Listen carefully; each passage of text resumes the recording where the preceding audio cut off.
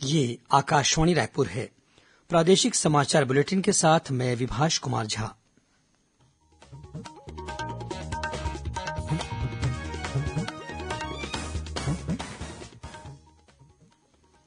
और अब पेश है आज के मुख्य समाचार।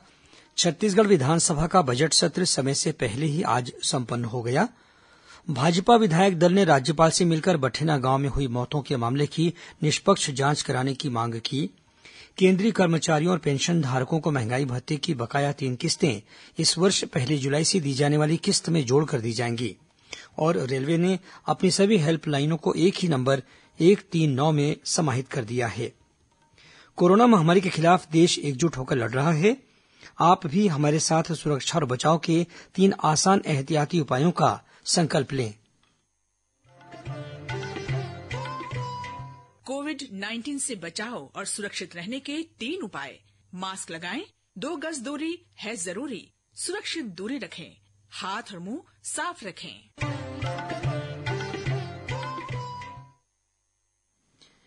अब समाचार विस्तार से।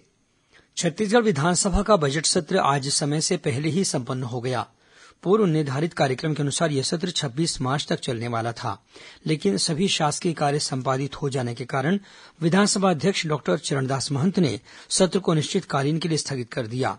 सत्र के अंतिम दिन आज विनियोग विधेयक भी पारित कर दिया गया। विधानसभा अध्यक्ष डॉक्टर चरणदास महंत ने सत्र समापन के मौके पर अपने संबोधन में सभी सदस्यों से आग्रह किया कि वे सदन में चर्चा के दौरान आरोप प्रत्यारोप, गतिरोध और आक्रोश के गुजरे पलों को भूलकर सदन को इन परिस्थितियों से बचाने का प्रयास करें। उन्होंने कहा कि प्रदेश की जनता का हित और उनका कल्याण ही हमारा पहला और अंतिम लक्ष्य होना चाहिए। डॉक्टर महंत ने कहा कि व्यक्तिगत महत्वाकांक्षा, प्रतिष्ठा और द्वेष से सदन को मुक्त रखकर ही हम संसदीय लोकतंत्र की सार्थकता को सिद्ध कर सकते हैं।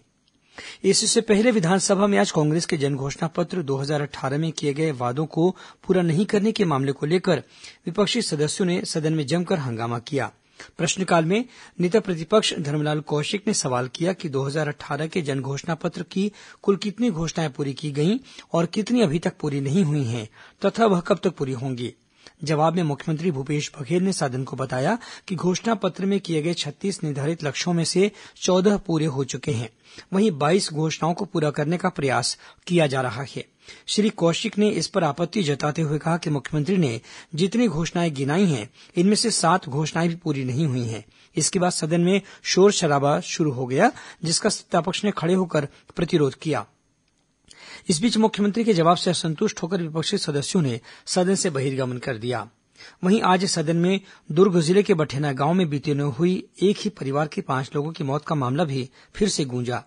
ये मामला उठाते हुए भाजपा विधायक अजय चंद्राकर ने कहा कि यह बेहद गंभीर घटना है। घटनास्थल को देखने से प्रतीत होता है कि महिलाओं से सामूहिक दुष्कर्म किया गया, जिसके बाद उनकी हत्या की गई।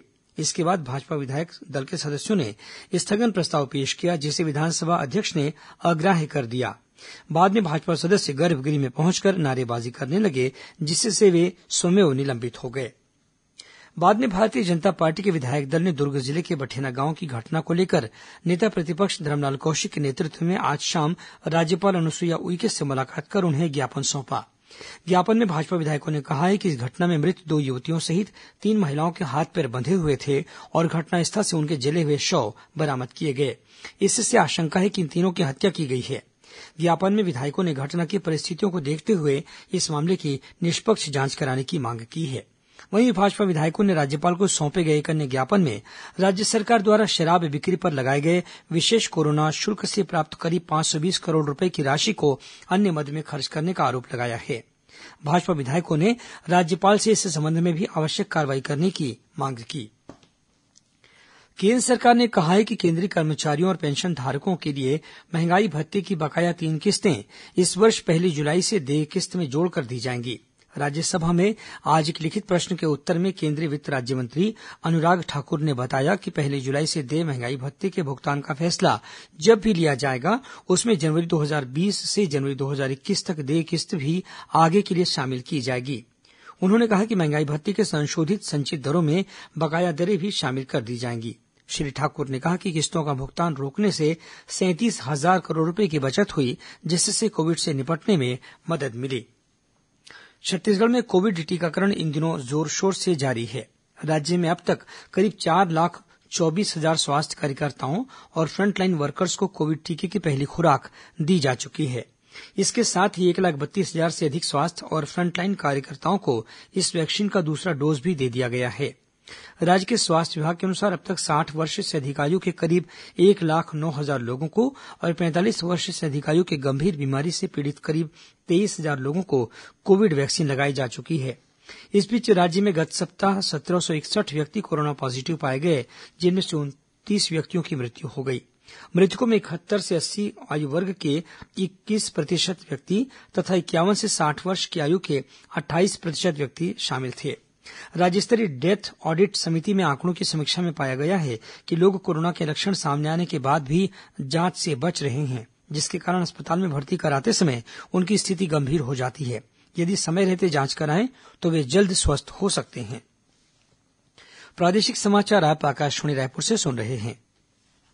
छत्तीसगढ़ की खबरों से है आपका वास्ता और खबरों की विश्वसनीयता से है हमारा वास्ता। आकाशवाणी समाचार रायपुर के प्रादेशिक समाचार बुलेटिन के साथ ही हमारे समसामयिक कार्यक्रम आप रेडियो के अलावा अपने मोबाइल पर भी सुन सकते हैं। आकाशवाणी समाचार फेसबुक, ट्विटर और यूट्यूब पर भी उपलब्ध है। हमारा Facebook page Chhattisgarh news on AIR, Twitter handle CGAIR news और हमारा यूट्यूब चैनल है छत्तीसगढ़ AIR न्यूज। तो अब रेडियो के साथ ही आपके मोबाइल के जरिए भी हम पहुंच रहे हैं आप तक। छत्तीसगढ़ की हर खबर के लिए सुनते रहिए आकाशवाणी समाचार।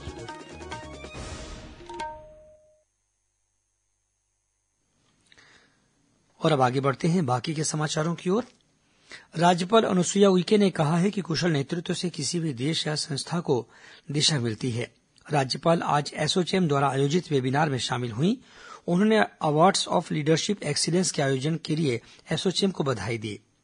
राज्यपाल ने कहा कि प्रधानमंत्री नरेंद्र मोदी के नेतृत्व में हमारा देश तेजी से आगे बढ़ रहा है और उन्होंने ऐसी क्रांतिकारी निर्णय लिए हैं जिसने पूरे देश की दिशा बदल दी है। अंतर्राष्ट्रीय महिला दिवस के अवसर पर बीजापुर जिले के बेचापाल गांव में कल महिला जागरूकता कार्यक्रम अभिव्यक्ति का शुभारंभ किया गया। कार्यक्रम में जिले के पुलिस अधीक्षक कमलोचन कश्यप ने उत्कृष्ट कार्य करने वाली क्षेत्र के महिला जनप्रतिनिधियों और कार्यकर्ताओं को सम्मानित किया।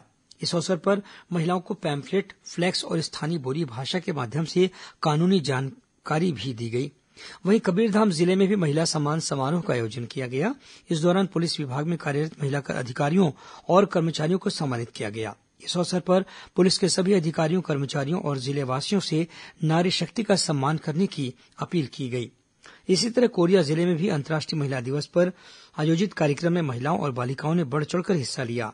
कार्यक्रम में कलेक्टर सत्यनारायण राठौर ने बालिकाओं को शिक्षित और सशक्त बनाने के साथ साथ महिलाओं को हिंसा या प्रताड़ना जैसी शिकायत पर सखी सेंटर से मदद लेने की बात कही। कार्यक्रम में सोटोकन कराटे चैंपियनशिप में विजेता बालिकाओं को सम्मानित भी किया गया। इधर जगदलपुर में भी महिला दिवस पर विभिन्न कार्यक्रम आयोजित किए गए। इस अवसर पर छात्राओं के लिए रंगोली, निबंध और भाषण प्रतियोगिता का भी आयोजन किया गया। वहीं जगदलपुर में ही एक अन्य कार्यक्रम में महिलाओं को मोर जमीन मोर मकान के तहत कार्य पूर्णता प्रमाण पत्र वितरित किए गए। दुर्ग जिला सहकारी केंद्रीय बैंक मर्यादित के पूर्व अध्यक्ष प्रीतपाल बेलचंदन और तत्कालीन संचालक मंडल के खिलाफ बैंक निधि के कथित दुरुपयोग के मामले में अपराध दर्ज किया गया है। बैंक के पूर्व अध्यक्ष और संचालक मंडल पर आरोप है कि उन्होंने सहकारी संस्थाओं के पंजीयन की अनुमति के बिना 234 प्रकरणों में करीब 15 करोड़ रुपए की छूट प्रदान कर बैंक निधि का दुरुपयोग किया था। कोंडागांव जिले में सुरक्षा बलों ने 5 किलो वजनी प्रेशर बम बरामद किया है। मिली जानकारी के अनुसार मर्दापाल थाना क्षेत्र से आईटीबीपी और जिला पुलिस बल की संयुक्त टीम सर्चिंग पर निकली थी। इसी दौरान मटवाल पुंगारपाल के बीच मुंडीपदर मार्ग से जवानों को 5 किलो का प्रेशर बम मिला। बाद में बम निरोधक दस्ते की टीम ने बम को निष्क्रिय कर दिया। रेलवे ने अपनी सभी हेल्पलाइनों को एक ही नंबर 139 में बदल दिया है, जो यात्रा के दौरान त्वरित शिकायत निवारण और पूछताछ के लिए रेल मदद हेल्पलाइन होगी। रेल मंत्रालय ने एक बयान में कहा है कि पिछले साल विभिन्न रेलवे शिकायत हेल्पलाइन को बंद कर दिया गया था और अब हेल्पलाइन नंबर 182 को भी 1 अप्रैल से बंद कर इसे 139 में विलय कर दिया जाएगा। हेल्पलाइन 139 यात्रियों के लिए 12 भाषाओं में उपलब्ध होगी। राजधानी रायपुर के शहीद वीरनारायण सिंह अंतर्राष्ट्रीय क्रिकेट स्टेडियम में road safety world series T20 cricket प्रतियोगिता में आज भारत का मुकाबला इंग्लैंड लीजेंड्स से होगा। इससे पहले कल शाम खेले गए एक अन्य मैच में श्रीलंका लीजेंड्स ने दक्षिण अफ्रीका लीजेंड्स को 9 विकेट से पराजित कर दिया। इस बीच पुलिस ने इस क्रिकेट टूर्नामेंट के दौरान सट्टा खिलाने के आरोप में 14 लोगों को गिरफ्तार किया है। आरोप है कि ये लोग बाहर से रायपुर में आकर इस प्रतियोगिता के मैचों के दौरान ऑनलाइन सट्टा खिला रहे थे। कुछ खबरें संक्षेप में सुन लीजिए। राष्ट्रीय परीक्षा एजेंसी ने फरवरी में हुई संयुक्त प्रवेश परीक्षा मुख्य जेईई मेन्स पेपर 1 के परिणाम कल शाम जारी कर दिए हैं। प्रदेश में शिक्षा और कौशल विकास के लिए राज्य सरकार और इंडिया सेंटर फाउंडेशन के बीच आज एमओयू किया गया। मुख्यमंत्री भूपेश बघेल ने कल रायपुर के छत्तीसगढ़ हाट बाजार में आयोजित राज्य स्तरीय छत्तीसगढ़ खादी और ग्रामोद्योग बोर्ड प्रदर्शनी के समापन कार्यक्रम में हिस्सा लिया। इस अवसर पर उन्होंने कहा कि लोगों को सुगमतापूर्वक स्वरोजगार से जोड़कर उन्हें स्वावलंबी बनाने में खादी तथा ग्रामोद्योग की अहम भूमिका होती है। छत्तीसगढ़ राज्य महिला आयोग ने महिलाओं को सक्षम बनाने और उत्पीड़न संबंधी मामलों की जानकारी देने के लिए एक व्हाट्सएप कॉल सेंटर शुरू किया है। इसका नंबर 9098382225 है। मुख्यमंत्री ने इस व्हाट्सएप कॉल सेंटर का लोकार्पण किया। राजनांदगांव जिले के डोंगरगांव और पेंड्री में एनसीसी कैडेटों का प्रशिक्षण शिविर चल रहा है। इस शिविर में कुल 222 कैडेट भाग ले रहे हैं। शिविर के अंत में कल 10 मार्च को सभी कैडेटों को सी प्रमाण पत्र देने से संबंधित परीक्षा भी आयोजित की जाएगी। बस्तर जिले के घोटिया क्षेत्र में स्थित आलवाही गांव में नारंगी नदी में डूबने से 2 युवकों की मौत हो गई। आयुष्मान भारत प्रधानमंत्री जन आरोग्य योजना के तहत हितग्राहियों के कार्ड चॉइस सेंटरों में आगामी 31 मार्च तक बनाए जा रहे हैं। महासमुंद में आयोजित 20वीं छत्तीसगढ़ जूनियर राज्य स्तरीय बॉल बैडमिंटन प्रतियोगिता में बालिका वर्ग में भिलाई विजेता रही और बालक वर्ग में बिलासपुर की टीम विजेता रही। और राजनांदगांव जिले के छुईखदान इलाके में पुलिस ने 2 लोगों को गिरफ्तार कर उनके पास से 40,000 रूपये का गांजा बरामद किया है। अंत में मुख्य समाचार एक बार फिर। छत्तीसगढ़ विधानसभा का बजट सत्र समय से पहले ही आज संपन्न हो गया। भाजपा विधायक दल ने राज्यपाल से मिलकर बठेना गांव में हुई मौतों के मामले की निष्पक्ष जांच कराने की मांग की। केंद्रीय कर्मचारियों और पेंशन धारकों को महंगाई भत्ते की बकाया 3 किस्तें इस वर्ष 1 जुलाई से दी जाने वाली किस्त में जोड़कर दी जाएगी। और रेलवे ने अपनी सभी हेल्पलाइनों को एक ही नंबर 139 में समाहित कर दिया है। इसी के साथ प्रादेशिक समाचार बुलेटिन समाप्त हुआ। नमस्कार।